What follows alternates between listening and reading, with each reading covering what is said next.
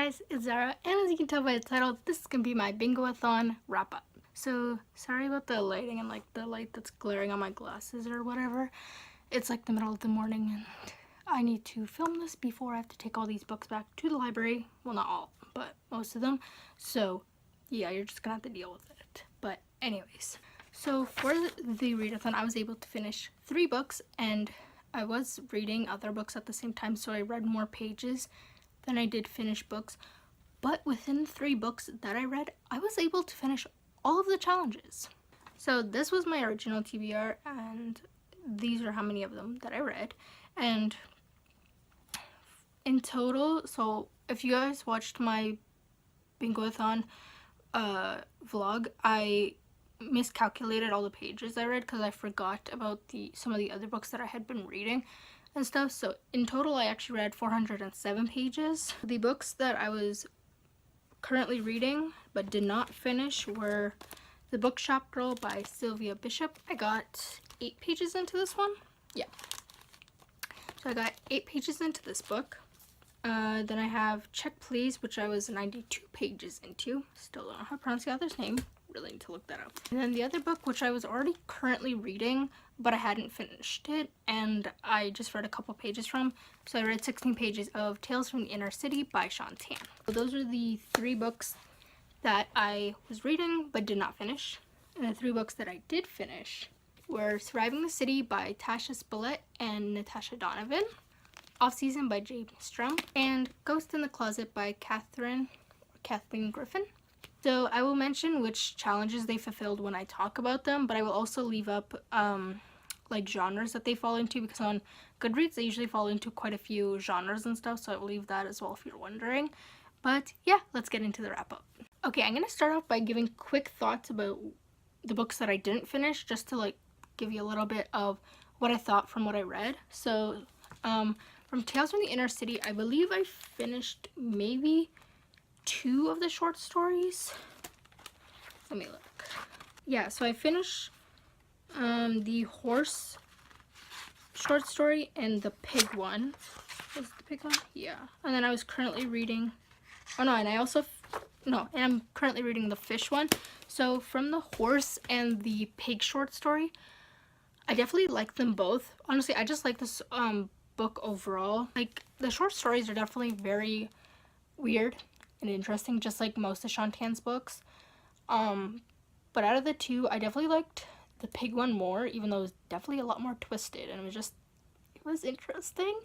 But yeah, and there's also art for each of the short stories throughout the story, which I honestly very much enjoy because I just really like Sean Tan's art style. So here's the one from the pig story. So I don't know, like, I just like his, like, I guess you can consider like dark art style. It just looks really cool, and yeah. But I'm gonna read that for the Asian readathon because Sean Tan, from what I looked up online, he's half Chinese, so it can work for that readathon. So yeah. And the Bishop Girl, what the fuck? I mean the Bookshop Girl, I really have no thoughts because I only read like 8 pages. But from what I have read, it seems like a cute story and like a cute concept and stuff. And yeah, we have one that I really wish I finished because I'm loving this book, and that was Check Please. Check, y'all, it really is too early in the morning. I mean, Check Please. I'm only 92 pages into this, but I fucking love this story, and I need to finish it. I really do.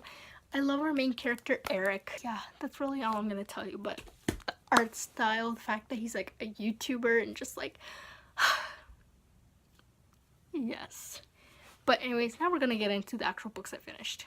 So I'm gonna start off with my lowest rated book, then go up to the highest, because overall I actually gave good star ratings. Like, I gave a 3, 4, and a 5. So yeah. So the lowest rated book I have is Ghost in the Closet by Kathleen Griffin. Gave us 3 stars. This story is pretty much just like a little girl who gets scared because she thinks there's a ghost in a room when there really isn't, and it's just like her trying to, like, I guess, get over her fear of monsters, or just learning that not everything is scary. I don't know. Like, it's just her getting scared because there's like a ghost in her room, but then she finds out it's not a ghost. And yeah, I guess I gave it 3 stars because honestly, it's like, it just felt like a typical children's book that you would be able to find anywhere. the art was cute and stuff. I don't know, it was just like an okay book. Like, there wasn't really much to it, but the one thing is it did give me some like Dr. Seuss vibes, just because of like, I guess the rhyming scheme. Like I mentioned in the booktubeathon, y'all, I really can't talk today. I mean the Bingoathon vlog. So I'm gonna read the first page. Kind of to give you an idea of why it kind of gives me Dr. Seussy vibes. So there's a ghost in the closet, she cried in the night. A ghost in my closet, she shouted with fright. Like, two first lines of the first page is like I don't know. It just, when I was reading it, just like really, I was just like, Dr. Seuss, But yeah, so then here's like what the art style kind of looks like. It's like, I don't know how to describe this art style, but I don't know. It was just a cute book. Nothing really special. Yeah, if you want to read it, go ahead. I think it'd be a cute book to read to your children. It's like 24 pages or something, so it's a pretty fast read. And there's a lot of art through it, and the words are big as well, so I'm just like, okay. So the second book I read was Off Season by James Strum, and I gave this 4 stars. So this story is pretty much just following the events of the 2016 elections when Trump gets elected and stuff like that, and just like this main character named Mark, and like kind of following his relationship with his, not really, I don't know if you would consider her ex-wife, because like they're like in the process of getting a divorce. So would you still consider her like his wife who's gonna be an ex-wife? Like, I don't know. Anyway, so it's kind of just like following him in his like life and just his struggles and stuff like that, and being like a father with 2 children while getting like a divorce. And yeah, and the story is actually told where the characters are, I think they're all dogs. Let me look for a page that doesn't really spoil anything. Yeah, you can kind of like see they kind of are just like portrayed as dogs and stuff. So yeah, so the reason I gave this 4 stars was honestly I really liked it. Like, I don't really read enough books that have politics in it. So yeah, I don't read enough books with politics in it, so it was just really refreshing to read something like that, especially with something to talk about like the US elections and like what happened during the time of Trump being elected, and like what people were going through and stuff like that, especially with Bernie getting, I don't know what word to use, like Bernie just like stepping down.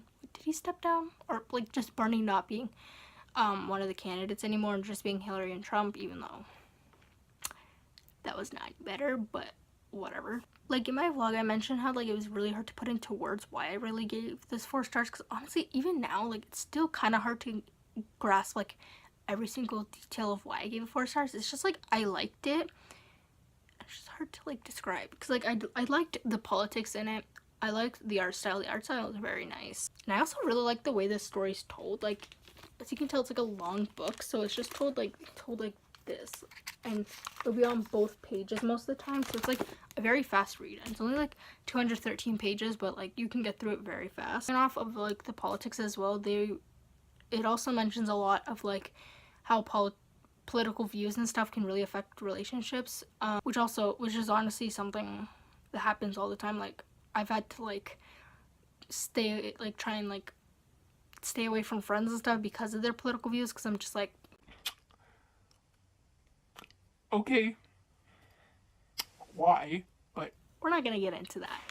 But anyways, so it talks about that as well, and it just talks about quite a lot of things that I don't see enough of in books that I read. So yeah, when it comes to the actual characters, I honestly found both Mark and Lisa very annoying, but especially Lisa. Like, I couldn't really stand her, to be quite honest. And like when I found out like why they were getting a divorce, I'm just like,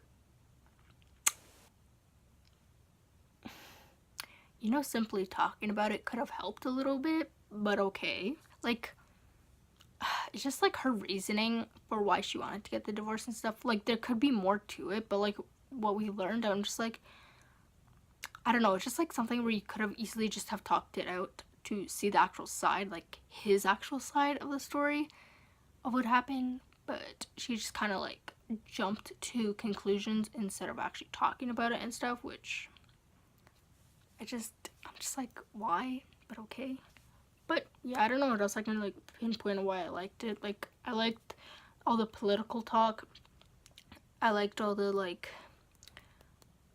I liked the art style. I really liked the way the layout is. I thought the characters were definitely interesting, but I feel like there wasn't, I don't know if there was really much character development. Maybe like in the sense of when Mark goes to therapy with Lisa, when they like finally talk out stuff, that could be kind of like character development and stuff like that. But I guess the one reason I didn't give it a 5 stars was it kind of was a little boring at times. Not very, but like just kind of, and that usually can hinder my star ratings as well, so that was really wise. So yeah, I think that's all I got for my review on this.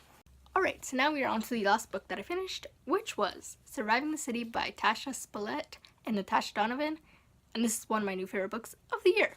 To give a simple story of this, it's pretty much just following these two girls.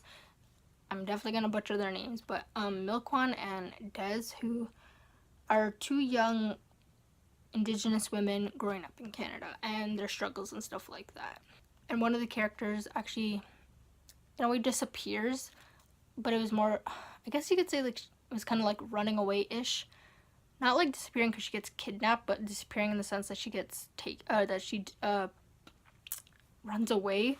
So yeah, it's like the basic I'm gonna give you for this, but this is one of my new favorite books because I just really loved everything about this book. I loved the characters, I loved all the culture in this story, and all the really deep, in-depth talk that they had about the struggles of Indigenous women and what they have to go through and stuff, which honestly was very upsetting to read. But honestly, just read this book, to be quite honest. Just read it. The art style is also very beautiful. Let me look for a good page. I'm gonna show you this, but so this is the first page. Like, this is what the art style kind of looks like. But yeah, I really like this book. And I also like how in the end the authors mention how, like, they'll give statistics about how many Indigenous women get murdered, disappear, and all that, and how, like, the statistics aren't even accurate because a lot of them get forgotten and or not even accounted for.